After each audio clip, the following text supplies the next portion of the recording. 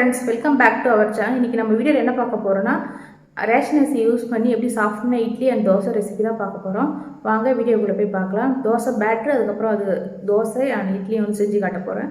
Video பிடிச்சிருந்தா like பண்ணுங்கள், share பண்ணுங்கள், கமெண்ட் பண்ணுங்கள். அதுக்கப்புறம் சப்ஸ்கிரைப் பண்ணிவிட்டு ஆல் இந்த பெல் பட்டன் கிளிக் பண்ணி வச்சுக்கோங்க. அப்போ தான் நான் போடுற வீடியோஸ்லாம் உங்களுக்கு உடனே நோட்டிஃபிகேஷன் ஆகும். இப்போ நம்ம வீடியோக்குள்ளே போகலாம் வாங்க.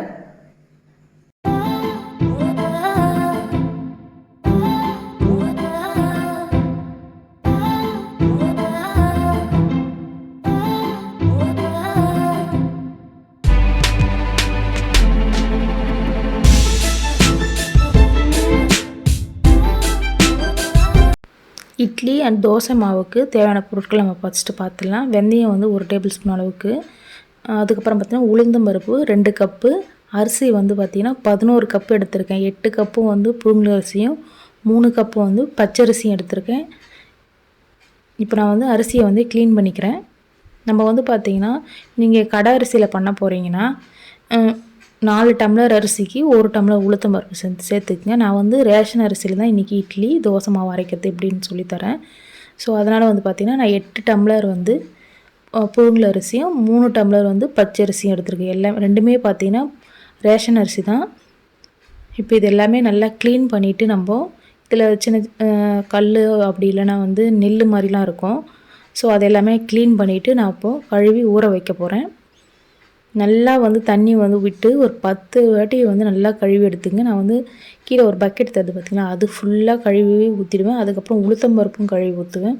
நம்ம அந்த தண்ணி வந்து சேர்க்கும் போது பார்த்திங்கன்னா நல்லா வெள்ளையாக வரணும் மேலே, அந்த அளவுக்கு வர அளவுக்கு நல்லா கழுவி எடுத்தால் தான் நமக்கு ரேஷன் அரிசியில் இட்லி வந்து பார்த்திங்கன்னா நல்லா சாஃப்டாகவும் ஒயிட்டாகவும் நல்லாவும் இருக்கும். சிலருக்கு அந்த ரேஷன் அரிசியோட வாசனை பிடிக்காதுன்றவங்க இன்னும் நல்லா வாஷ் பண்ணி கூட எடுத்துக்கலாம். நான் இப்போ எல்லாமே வாஷ் பண்ணிவிட்டு உங்கள்கிட்ட காட்டுறேன் பாருங்கள். நான் ஒரு 10 தடவை நல்லா வாஷ் பண்ணிட்டேன். எவ்வளோ ஒயிட்டாக இருக்குது பாருங்கள். உளுந்து அதுக்கப்புறம் வெந்தயமும் வந்து ஊற வச்சுட்டேன். நான் உளுந்து வந்து பார்த்திங்கன்னா அரிசி ஊற வச்சு ஒரு 2 மணி நேரம் கழித்து ஊற வச்சுக்கோங்க. உளுந்து 2 மணி நேரம் ஊறணும், அரிசி வந்து 4 மணி நேரம் ஊறினா போதும். வெந்தயமும் கூடவே ஊற வச்சுருங்க, அரிசி கூடவே. உளுந்தம் பருப்பு மட்டும் லேட்டாக ஊற வச்சுக்கோங்க. இப்போ வந்து ஃபஸ்ட்டு நான் வந்து வெந்தயத்தை தான் ஆட்ட போகிறேன். ஏன்னா வந்து எனக்கு வெந்தயம் வந்து அரையாத மாதிரியாக இருக்கும் உளுந்து கூட சேர்த்துட்டு. அதனால் வெந்தயம் ஃபஸ்ட்டு போட்டு ஒரு கொஞ்ச நேரம் அரைச்சதுக்கப்புறமா உளுத்தம் பருப்பு சேர்த்துட்டு, உளுத்தம் பருப்பு சேர்த்ததுக்கப்புறமா பார்த்திங்கன்னா நீங்கள் வந்து உளுந்து வந்து சூடாக இருந்ததுன்னா நல்லா ஃப்ளஃபியாக எழும்பி வராது. அதனால் நீங்கள் கொஞ்சம் ஃப்ரிட்ஜ் வாட்டரோ இல்லை ஐஸ் வாட்டரோ சேர்த்து அரைச்சிக்குங்க. இப்போ நீங்கள் அரைக்கிறதுக்கு ஒரு மணி நேரம் முன்னாடி தேவையான அளவுக்கு ஒரு லிட்டர் தண்ணியை வந்து ஃப்ரிட்ஜிலேருந்து ஊற்றி வச்சுட்டு எடுத்து அரைச்சிங்கன்னா தண்ணி வந்து ஊற்றி அரைக்க நமக்கு வந்து உளுத்தம் பருப்பு வந்து நல்லா வந்து எழும்பி வரும். இப்போ நான் வந்து கொஞ்சம் கொஞ்சமாக தெளித்து அரைச்சிட்டேன். எனக்கு நல்லா அரைஞ்சிடுச்சு. உளுத்தம் பருப்பு எடுத்துடலாம் நம்ம.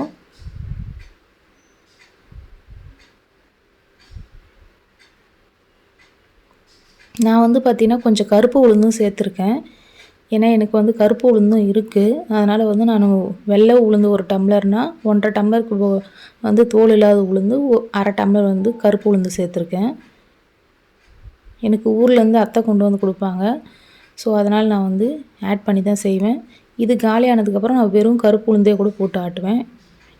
இப்போ அரிசி வந்து சேர்த்துக்கலாம். நம்ம உளுந்து எடுத்ததுக்கப்புறம் கொஞ்சம் தண்ணி சேர்த்துட்டு அதுக்கப்புறம் வந்து அரிசி சேர்த்துக்குங்க.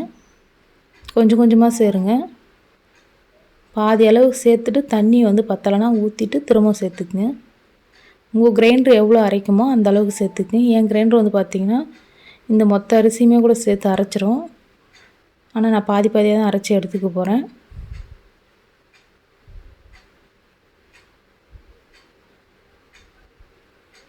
நீங்கள் மொத்தமாக சேர்த்திங்கன்னா கொஞ்சம் லேட்டாகும் அரைக்க. நான் கையோடு வந்து அதில் இருக்கிற பாத்திரம் எல்லாமே கழுவி வச்சுருவேன். நான் யூஸ் பண்ணுற பாத்திரம்லாம் சமைச்ச பாத்திரமும் ஒரு சைடு சமைச்சிக்கிட்டே தான் நம்ம மாவும் அரைப்பேன். அதனால் சமைக்கிற பாத்திரமும் வந்து கையோடு வந்து தேய்ச்சி வச்சுருவேன். நமக்கு கொஞ்சம் ஒர்க்கு வந்து கம்மியாகும். ஆல்ரெடி நம்ம அங்கே தான் நிற்போம். ஸோ அதனால் வந்து நான் கையோடு செஞ்சுருவேன். அதுக்கப்புறம் உளுந்து வந்து பார்த்திங்கன்னா 2ஆக பிரிச்சுட்டேன். முக்கால்வாசி வந்து இந்த பக்கெட் மாதிரி இருக்கிற டப்பாவில் போட்டு வச்சுருக்கேன். நைட்டுக்கு செய்யறதுக்கு அந்த சின்ன அடுக்கு செட்டில் போட்டு வச்சுருக்கேன். கால்வாசி இருந்தால் போதும், முக்கால்வாசி உளுந்து வந்து அதில் தான் இருக்கணும். இப்போ வந்து அரிசியும் நல்லா அரைஞ்சிக்கிட்டு வருது. இன்னும் கொஞ்சம் நேரம் அரையணும். கொஞ்சம் தெரியாக இருக்கிற மாதிரி இருந்தது, அரைஞ்சிடுச்சு. ஸோ அதனால் நான் அதையும் எடுத்துடுறேன். அரிசியும் அதே மாதிரி தான் 3/4 பங்கு அளவுக்கு உளுந்துலையும் 1/4 பங்கு அளவுக்கு இந்த அடுக்கு சட்டிலையும் நான் வந்து சேர்த்துக்க போகிறேன். நைட்டுக்கு தேவையான அளவு மாவுக்கு மட்டும் நான் இதில் எடுத்து வச்சுப்பேன். மீதி எல்லாமே ஒரே இதோட டப்பில் போட்டு கரைச்சிட்டு அதுக்கப்புறம் 2ஆக ஸ்ப்ளிட் பண்ணி நான் ஃப்ரிட்ஜில் வச்சுருவேன். ஏன்னா கரைக்கிறதுக்கு வாட்டப்படாதுன்னு 2ஆக கரைச்சிட்டு பெரிய பாத்திரம் வச்சு கரைச்சிட்டு அதுக்கப்புறம் வந்து பார்த்திங்கன்னா 2 சில்வர் பாக்ஸில் ஊற்றி வச்சுருவேன் நான். இப்போ நான் வந்து கிரைண்டர் கழுவுன தண்ணியை ஊற்றி கொஞ்சமாக உப்பு மட்டும் இந்த நைட்டு செய்கிறதுக்கு மட்டும் உப்பு சேர்த்து கரைச்சிடுவேன். மறுநாள் அதாவது அதுக்கப்புறம் செய்கிறத வந்து நான் உப்பு போடாமல் கரைச்சி வச்சுப்பேன். இப்போ 2மே கரைச்சாச்சு. இந்த மாதிரி மூடி போட்டு வச்சிடலாம். இப்போது நைட் ஆகிடுச்சி. மாவு நல்லா வந்து புளிச்சு வந்திருக்கு பாருங்கள். நான் உங்களுக்கு க்ளோஸ்அப்பில் காட்டுறேன். அங்கங்கே பபுள்ஸாக இருக்குது பாருங்கள். இப்போ நம்ம தோசை ஊற்றிக்கலாம்.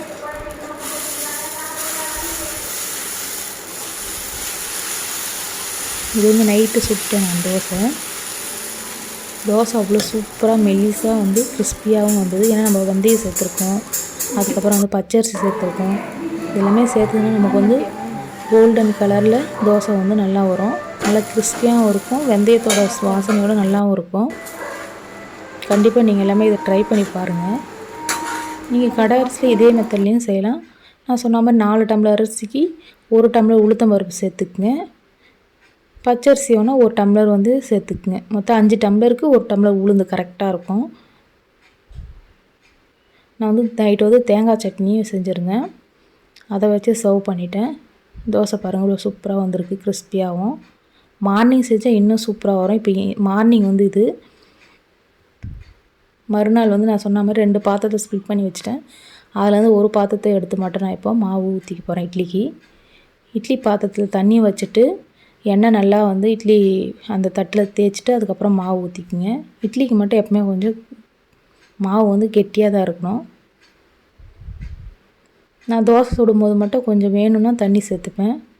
இப்போ 2 தட்டுலையும் ஊற்றி வச்சுட்டு நம்ம மூடி வச்சிடலாம். அதுக்குள்ளே நான் அது ஒரு தோசை சுட்டு காட்டுறேன் பாருங்கள் உங்களுக்கு. இது வந்து மார்னிங் சுட்ட தோசை மறுநாள்.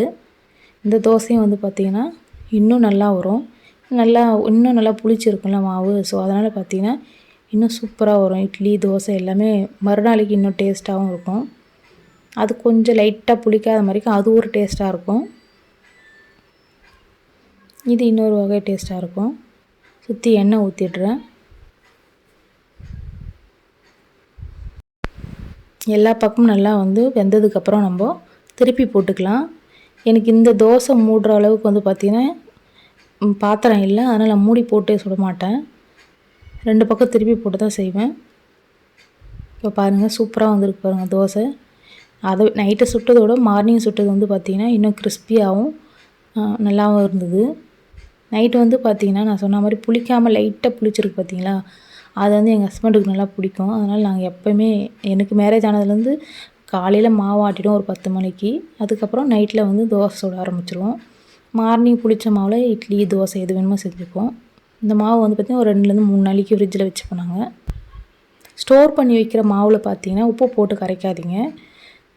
நீங்கள் இன்றைக்கி நாளைக்கு செய்கிற மாவில் மட்டும் வந்து உப்பு போட்டு கரைச்சிட்டிங்கன்னா மறுநாளைக்கு வந்து உப்பு போடாமல் இருந்தால் அது புளிக்காமல் அப்படியே இருக்கும். அதுலேருந்து நீங்கள் கொஞ்சம் கொஞ்சமாக எடுத்து சுட்டுக்கலாம்.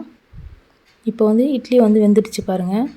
இந்த மாதிரி ஒரு ஸ்பூன் வச்சு குத்தி பார்த்தீங்கன்னா இட்லி வெந்தது தெரியும், ஒட்டாமல் வரும், அது நமக்கு வெந்துச்சுன்னு தெரியும். தண்ணி தெளிச்சுட்டு எடுங்க. அப்போ தான் இட்லி ட்ரை ஆகாமல் அந்த சூட்டில் வந்து அப்படியே எடுத்து வச்சுன்னா ட்ரை ஆகிடும். நம்ம தண்ணி தெளிக்கிறதுனால பார்த்திங்கன்னா இட்லி ட்ரை ஆகாமல் அப்படியே சாஃப்டாக இருக்கும். இப்போ லைட்டாக ஆறுனதுக்கப்புறம் நான் வந்து இட்லி எடுத்துடுறேன். நல்லா ஒட்டாமல் இட்லி எவ்வளோ சூப்பராக வருது பாருங்கள், ஒயிட்டாகவும் இருக்குது பாருங்கள். இந்த மாதிரி ஸ்பூனை வந்து தண்ணியில் நனைச்சி எடுங்க, நமக்கு இன்னும் ஒட்டாமல் நல்லா இட்லி வந்து வந்துடும். நாங்கள் எப்பவுமே வந்து பார்த்திங்கன்னா ரேஷன் அரிசியில் தான் இட்லி செய்வோம். கடை அரிசிலையும் எப்போயாச்சும் தான் செய்வோம். இந்த அரிசி ரேஷனில் போடுறதுனா நமக்கு அதை வேஸ்ட்டும் பண்ணக்கூடாது. நாங்கள் வந்து பழைய நாய் ஒன்று வச்சுருப்போம், யோகின்னு ஒரு நாய் காமிச்சிருப்போம் பாருங்கள், வீடியோவும் போட்டிருப்பேன். அது வந்து பார்த்திங்கன்னா ஒருத்தர்கிட்ட கொடுத்துட்டோம் நாங்கள். அவங்க வந்து ஒரு 10 நாய்க்கிட்ட வச்சுருக்காங்க.